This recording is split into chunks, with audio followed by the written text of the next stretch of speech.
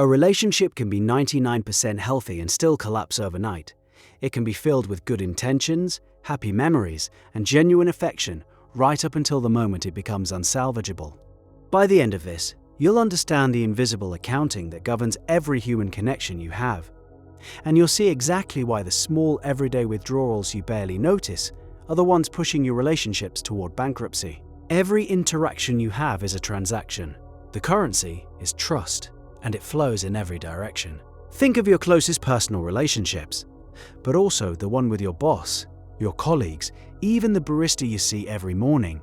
When you listen fully without planning your response, that's a deposit. When they're telling you about their frustrating day and you put your phone down, face down on the table, that's a deposit. At work, when your manager takes the heat for a team mistake instead of pointing fingers, that's a massive deposit into every team member's account. But the withdrawals are just as constant and often quieter. Checking your email while a colleague is mid-sentence in a meeting, offering unsolicited advice when a friend just wanted to be heard, saying, "I'll get that report to you by 5, and then you don't. Each one is a small debit. In isolation, they seem trivial. A single ignored email isn't a catastrophe. A single moment of distraction isn't a betrayal, but they accumulate. A high balance creates resilience. It's the benefit of the doubt fund that lets a relationship weather a storm. A low balance means every small disagreement feels like a crisis. Every missed deadline feels like a personal attack. This simple ledger of pluses and minuses, however, hides a dangerous flaw. The math is fundamentally, almost unfairly, rigged against you. The flaw is asymmetry. Withdrawals have more weight. One act of public humiliation from a boss can erase a year's worth of good job emails. One deeply cutting remark in an argument can echo for years, long after hundreds of compliments have faded. Your brain is designed this way. It's a survival mechanism.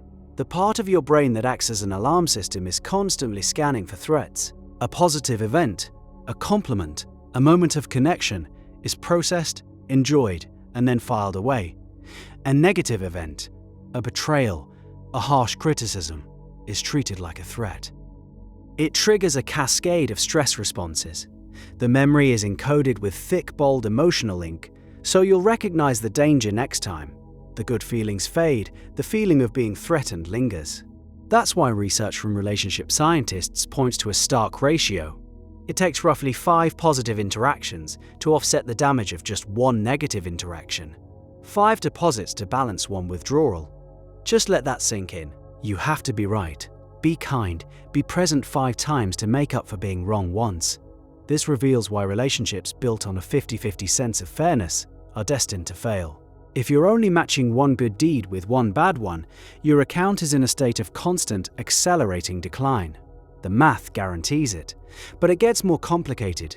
You can't just make 5 random deposits to fix a specific withdrawal. The system requires a much more precise form of payment. The currency of this account is non-fungible. You can't repay a debt in one currency with an equal value of another. There are multiple currencies of trust. There's the currency of respect, there's the currency of reliability, there's vulnerability, and shared experience. If you make a withdrawal of respect by belittling your partner's opinion in front of friends, you can't pay it back with a deposit of affection by buying them flowers. The flowers are nice, but they don't address the public humiliation. The debt was disrespect. The deposit must be respect, it must be a specific, sincere apology, and perhaps a public moment of validation that restores their standing in that same social setting. A withdrawal of reliability, breaking a promise, can't be fixed with a deposit of generosity, like a fancy dinner.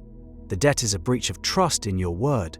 The only deposit that works is a period of demonstrated, almost boring reliability, showing up every time. For a long time, then there's vulnerability.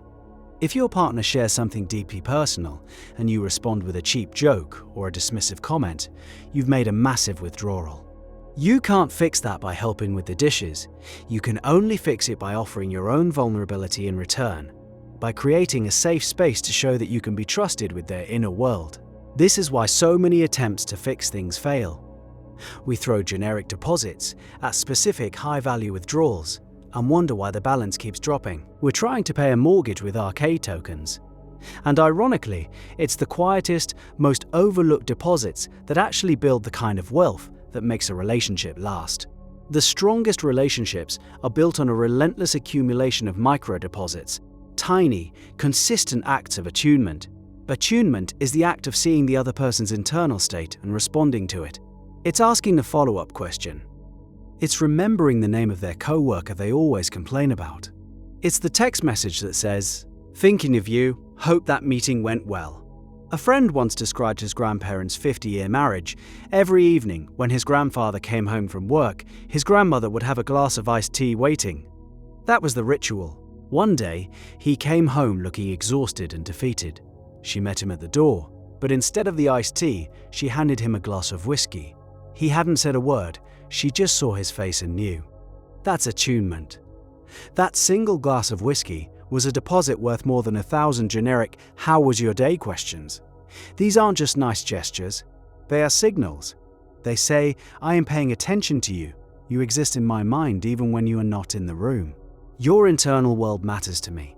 Each one is a tiny deposit, but they compound. When you make these deposits consistently, you build a massive surplus. This surplus is the benefit of the doubt. It's the fund that pays for misunderstandings. When you have a high balance, a late text is just a late text. When your balance is low, that same late text is evidence of neglect. The exact same event is interpreted completely differently based on the underlying balance. This buffer is what separates a resilient partnership from a fragile one. But what happens when the credit runs out? How do you recognize a relationship about to have its account frozen? Emotional bankruptcy feels like walking on eggshells. It's when you stop bringing things up because the cost of the conversation is too high. You are pre-calculating the withdrawal and deciding you can't afford it. The account is at zero or even negative. Now, a blame cascade begins. Every interaction is scrutinized for negative intent. A simple question like, "Did you take out the trash?" is heard as an accusation. You're lazy and unreliable. This triggers an immediate defensive response. "I was busy, why are you always nagging me?" This defensiveness is heard as a counterattack, which prompts criticism. "I wouldn't have to nag if you ever did what you said you would." Contempt follows. It's the eye roll, the sneer, the sarcastic tone. It's a poison that says, "You are beneath me." This cycle, criticism, defensiveness, contempt, is a feedback loop that drains the account exponentially. Communication grinds to a halt. One or both people might start stonewalling, shutting down completely. This is a desperate attempt to stop the bleeding, to prevent any more withdrawals from an account deep in the red. Living in this state is exhausting.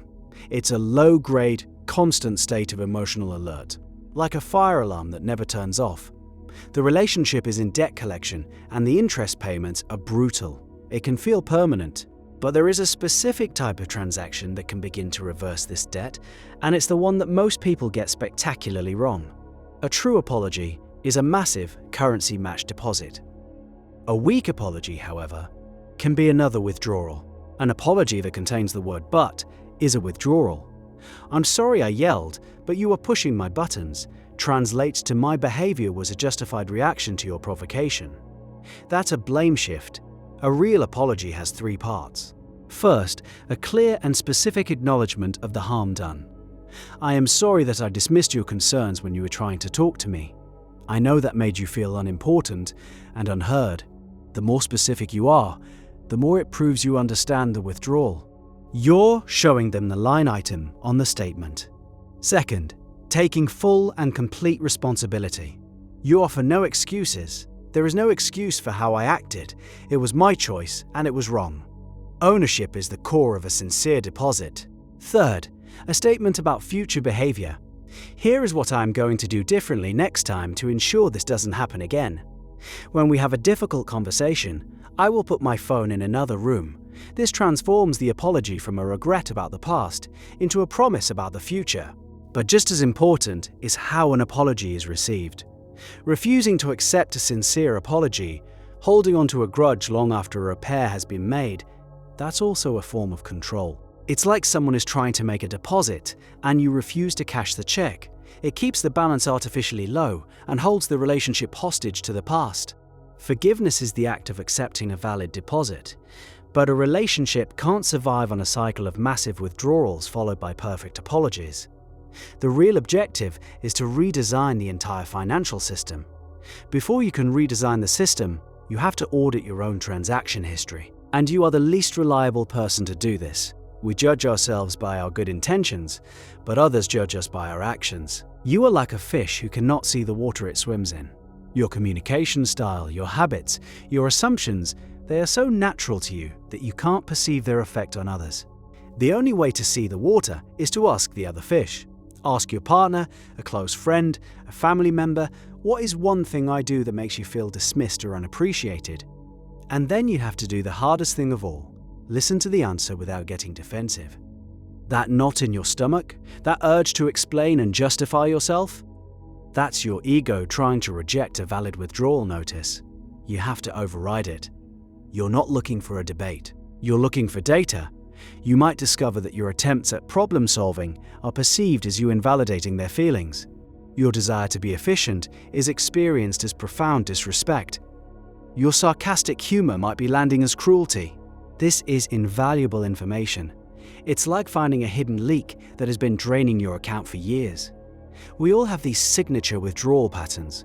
Maybe it's being late, maybe it's interrupting, maybe it's making jokes at the other person's expense. Once you see your pattern, you can begin to design a system to counteract it. This is how you move from being a reactive accountant to a proactive architect. The ultimate goal is to make the bank account metaphor obsolete. You want to build a relationship so rich in trust that you stop thinking about the transactions. The aim is to create a system where positive exchanges are the ambient noise of your life together. This is about building shared rituals, the non-negotiable morning coffee together, the "how was your day" conversation where phones are forbidden, the inside jokes that act as a shared language. It's about designing an environment that defaults to connection, making the right thing the easy thing to do. In this kind of system, the deposits are automatic. They happen without thought because the structure of your interactions generates them. A healthy relationship isn't a perfect 50-50 balance sheet. It's a wildly unbalanced system that defaults to a massive surplus of kindness, respect, and attunement. The big dramatic fights rarely destroy a relationship. The foundation has already been eaten away by 1,000 tiny unnoticed withdrawals. By 1,000 broken promises so small they seemed insignificant. 1,000 moments of careless distraction. 1,000 uncashed checks for attention. The balance sheet has been running the whole time. You just decided to look at it. And this same mechanism of invisible accounting explains why your own personal motivation has a balance sheet too. One where you're making promises to yourself every Sunday night and breaking them by Monday morning.